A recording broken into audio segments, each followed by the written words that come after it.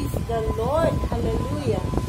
Nais ko po ibahagi sa inyo ang aking karanasan bago ko nakilala ang mahal na Panginoon.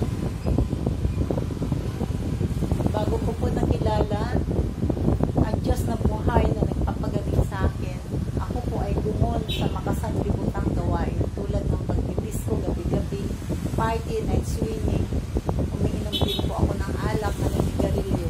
Walang pagbabago ang buhay ko. Hanggang isang araw, ako po ay nakaramdam ng paglalata. Hindi na po ako makalakad ng malayo. Ilang steps lang po, natutumba na ako.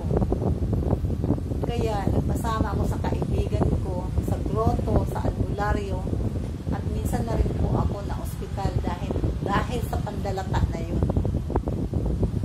Ngunit hindi po talaga ako gumaling. Naalala ko po yung invitation ng Jesus Miracle Crusade sa Plaza Loton, Manila noon, na nagsabi na mga karamdaman ay nagagaling. Kaya nagkaroon ako ng pananampalataya. Sabi ko, pupuntahan ko yung krusada nila. Sabi ko, doon ako gagaling. Kaya inaya ko po yung kaibigan ko. Sabi ko, samahan mo ako. Kasi baka bigla akong matumba, walang aalalay sa akin. Kaya unang gabi po, nagpunta kami doon. Sabi ko, kakaiba ang gawain na ito. Unang gabi pa lang, nung kumanta ang Jesus Miracle Crusade, Finest Choir, ako po ay nakaramdam ng presensya ng Diyos. Matamis na presensya na umaapaw ang kagalakan ko. Grabe ang pagpapasalamat ko dahil nakaramdam ako ng panibagong kalakasan. Yung mga tuhod ko lumakas hanggang sa tinanggap ko ang mahal na Panginoong Jesus bilang sarili kong tagapagligtas. At after many days ng pagdalo ko doon, or many nights, nagpabautismo ako sa tubig sa pangalan ni Jesus. Dahil yung krusada na yun, umabot po ng more than 1 month. Mag-isa na lang po ako nagpunta doon, gabi-gabi. Wala na po akong alalay. Talagang pinagaling ako instantly ng mahal na Panginoon. Nung nilehans nila ako, nung gabi na yun, unang gabi, nilehans nila ako. Talagang instantly healed ako. Purihin ang mahal na Panginoon. At simula noon, nagbago na po ang buhay ko. Lagi na lang po ako madalo sa gawain ng Panginoon. At napakaraming himala ang natanggap ko. Nag-graduate po ako ng college sa Central Escolar University ng Manila. Wala po akong pera. Nag-provide po ang mahal ng Panginoon gamit yung mga kapatid ko na walang mga trabaho, bigla nila pera. At nung minsan ako po ay na-hold up, lahat po ng mga kasamahan ko sa jeep ay nakuhanan po sila lahat ng mga belongings na nakinuha ko.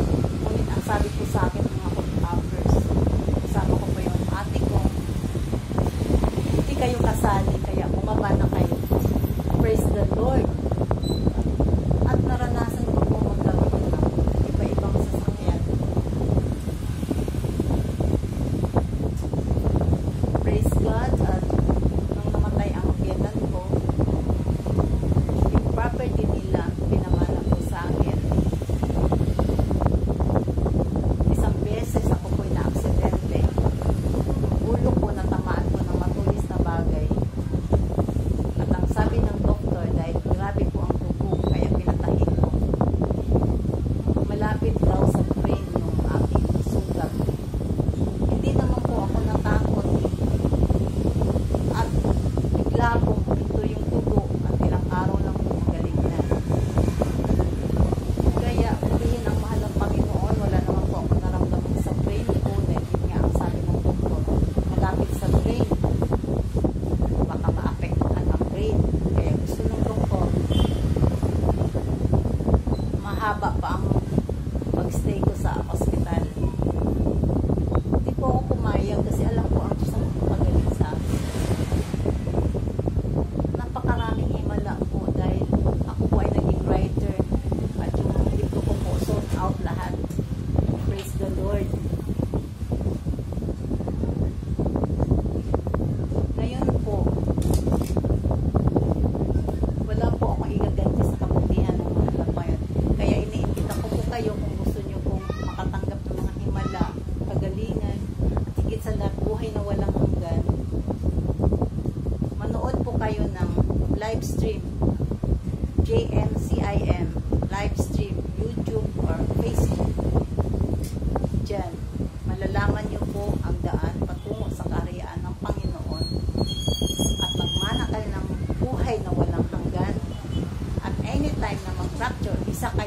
dagitin